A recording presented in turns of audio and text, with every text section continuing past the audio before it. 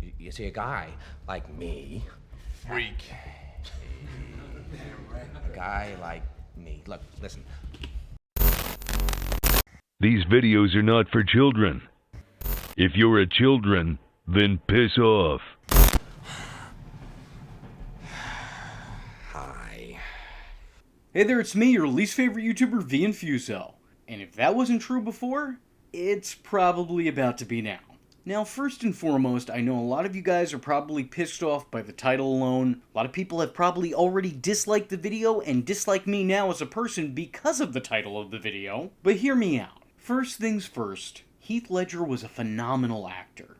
And that's putting it lightly. Even had he never taken up the role of the Joker in The Dark Knight, he'd still be remembered for at least 2 handfuls of other noteworthy performances. Hell, James Dean was immortalized in Hollywood history after only being in 3 films. So trust me when I say, Heath Ledger's star was always going to shine past his time. But despite having a career that spanned over a decade and a half, and having memorable roles in movies like 10 Things I Hate About You, The Patriot, Lords of Dogtown, A Knight's Tale, The Brothers Grimm, Brokeback Mountain, list goes on, he will probably best be remembered for his role in The Dark Knight. And rightfully so. This was an incredible performance that saw Ledger completely sink into the role. At some point, Heath Ledger stopped and the Joker began. It's almost like he put himself on pause so the Joker could play out, subjecting himself to torture in a valiant effort of method acting. He locked himself up in a hotel room, isolated from everyone else, in order to get into the head of a madman. He spent that time experimenting with different voices, different laughs, different mannerisms, all in order to create his own unique take on this comic book villain. He even spent some time reading some of the comics that inspired the script. It was definitely an extreme approach, but you can't dispute the end result. The Joker was so prominently perfect in this film that he's seen as not only the highlight of this movie, but in the entire trilogy of movies. And those in marketing knew that too. Because The Dark Knight wasn't being promoted as being a Batman movie, it was basically advertised as being the Joker movie before the Joker ever had his own movie. The man was so deep inside this character that it becomes hard to find him when you're watching the movie. Heath Ledger no longer acted like, sounded like, or even looked like the same person anymore. Never once in this film did I ever feel like this was a man playing a part. It felt far too natural to be anything but a face-painted psychopath. It felt raw, intense, and most importantly, real. Even 14 years later, when reviewing this movie, it's still captivating and breathtaking. I truly can't do this performance justice with my words. I wish I had the ability to articulate just how amazing this is. The guy deserves every accolade and acknowledgement he's gotten for this performance, and then some.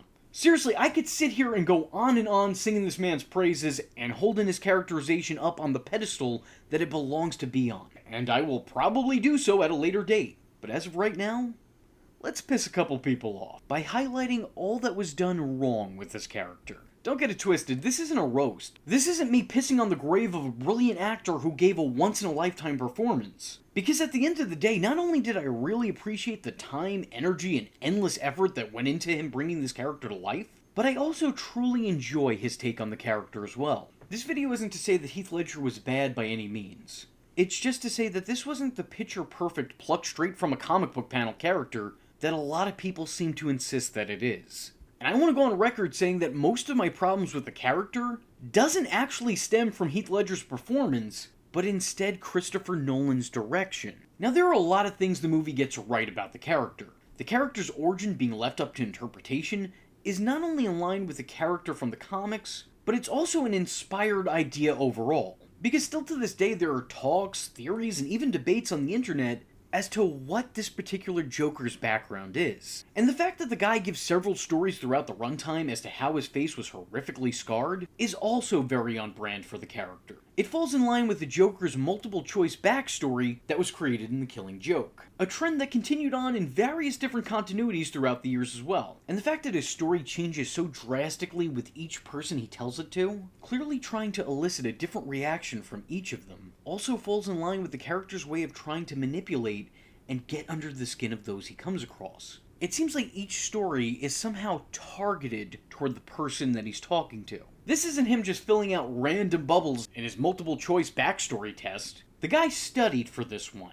Not at all unlike how in the animated series, he gave the would-be Harley Quinn a bogus story in order to get her to sympathize with his fictitious plight. The character's borderline sociopathic behavior is on full display, and he absolutely nails it here in a way that no other live-action variant of the character has been portrayed before, or since this. Toward the end of the movie, the Joker's obsession with Batman truly begins. An obsession that would wind up becoming his life's purpose. I think it was really well done in this movie because it doesn't start off that way. Don't get me wrong, the Joker has always had an interest in Batman since the beginning of the film. He's intrigued by the presence of the titular Dark Knight, but it's only after seeing him in action and learning what he can do and really visualizing what it is that he represents, and realizing that he's the one figure in the city that he can't break or reason with, that the Joker has a change of heart. He no longer wants Batman dead, he wants him alive. He wants him to witness his wrath. He wants to get one over on the Caped Crusader. Because this is all just a sick little game to him. I think this was portrayed pretty perfectly. Of course, selfishly, I wish we got a little bit more of it, but where it takes place in the story makes the most sense.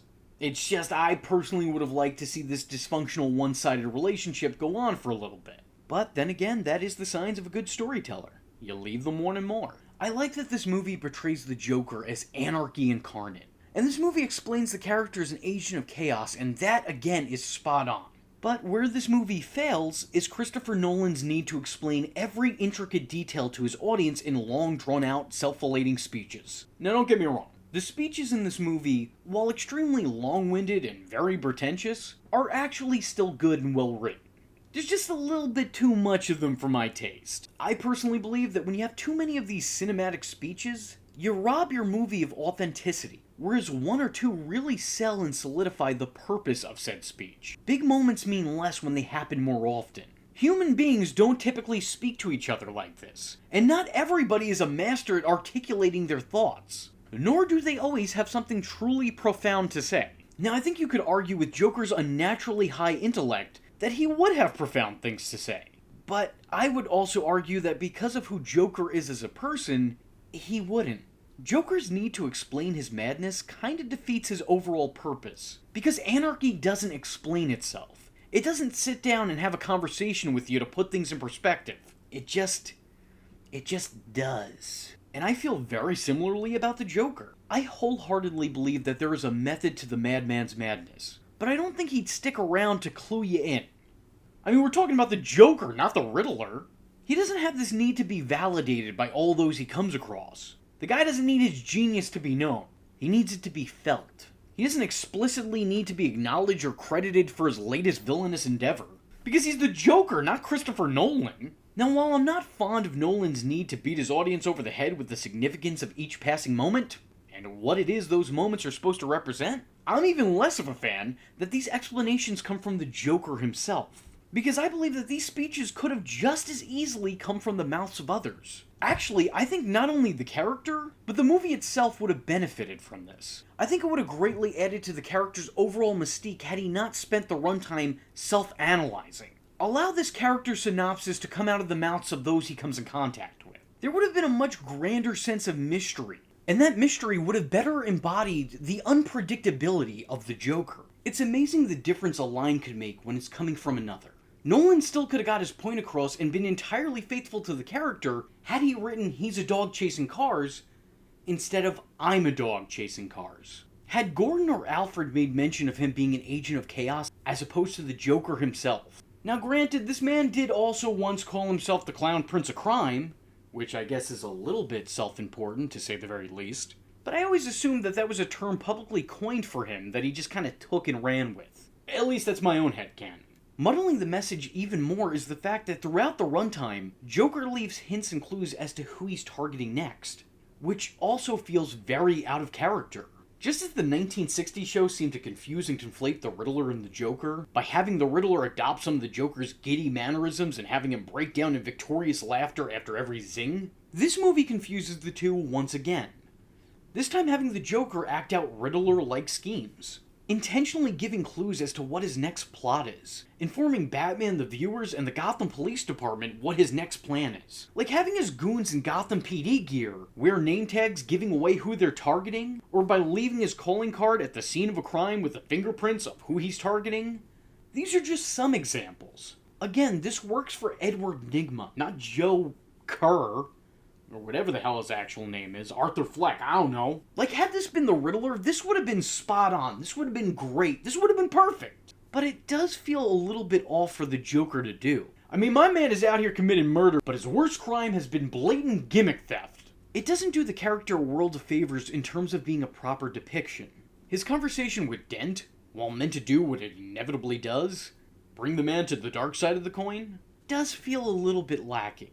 First off, the thought that Harvey would immediately side with him and not take his revenge without the expressed emphasis put on his dual personality and his need to live by the flip of a coin is a little bit goofy. And the entire sentence that I just said was also a little bit goofy. But hear me out.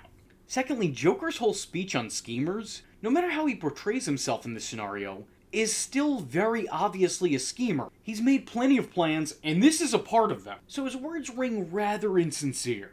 I know that this is more than likely another one of his fictional tales, but my problem is that throughout this story, he's literally proving that he's part of, if not the catalyst for the problem he's claiming to be the solution for. Like, my guy, you are the biggest schemer. And the fact that Harvey Dent, who is supposed to be highly intelligent, doesn't recognize this, makes it seem like some of his brain was also scorched off in the fire, too. Ultimately, the overall movie doesn't suffer greatly from this. At the end of the day, The Dark Knight is still one of the greatest, not just Batman movies, but comic book films ever made. And Heath Ledger played one of the greatest villains in not just comic book movie history, but in all of cinema.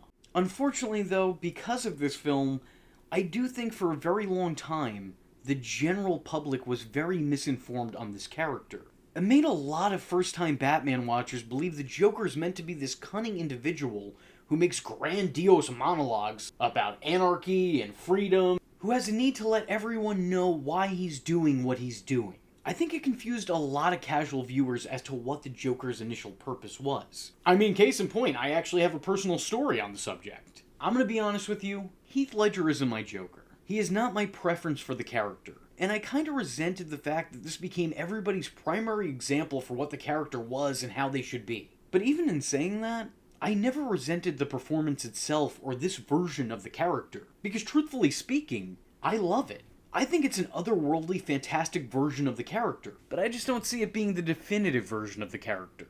And if you like this video and would be up for maybe seeing a follow-up about the Dark Knight's Two-Face, or hell, even Batman himself, let me know in the comment section below by leaving a comment saying, Why so serious? With all that being said, I was your least favorite YouTuber, Infuso. I thank you for watching, and I hope to see you in the next one. I am vengeance. I am the night, and that was Infuso. Just remember, if you're not tuning in, then you're missing out. So, if you like the words that came out of his mouth hole, and you too would like to become a V-generate, don't forget to like and subscribe. Thanks for watching, nerds! And if you're not joining the fun, you're in for one bad day. And you know what they say about having one bad day?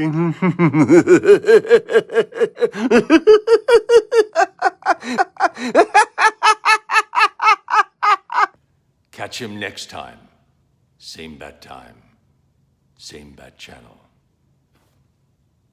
You know, I want to add to that a personal story with about somebody that we know. I'm going to bleep his name out in post, but... Okay. Hurt. Yeah, you know exactly what... Okay, so this guy that the two of us know used to openly... I don't know why, but he never liked the Joker character. Would openly shit on him for some reason. He was always like, I mean, I don't understand why you guys like that character. He's a freaking clown. He's stupid. He's, you know, it was a different time, a less PC world. He's gay. I can only imagine he had some kind of clown phobia that we didn't know about. But anyway, he hated him. And then The Dark Knight came out. And he went to see it. And all of a sudden, that Joker was his favorite character. I'm not kidding.